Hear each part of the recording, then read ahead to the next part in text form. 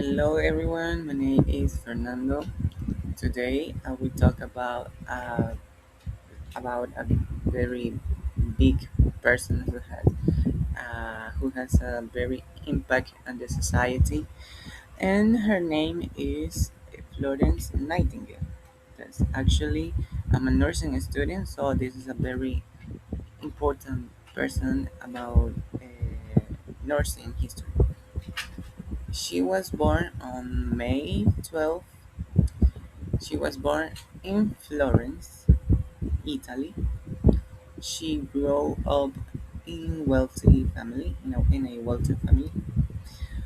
However, she wanted to help sick people. She decided to become a nurse. At that time, nursing was not respected. Many people disagreed with her decision, but despite this, she followed her dream.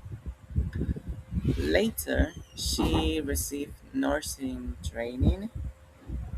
She worked hard to improve healthcare. Florence became famous during the Crimean War. She cared for wounded soldiers. The hospitals were dirty and unsafe. Many soldiers became sick. Florence organized the hospitals. She improved cleanliness and hygiene. She helped to reduce infections and deaths. She worked day and night, and she carried a lamp during her rounds. Because of this, that she did, people call her the lady with the lamp. Her work changed nursing forever. She believed in patient care and prevention. She also used statistics to improve healthcare. Her ideas helped hospitals became safer. Florence opened a nursing school in London. She trained many future nurses. Her students continued her important work. She inspired um, people around the world.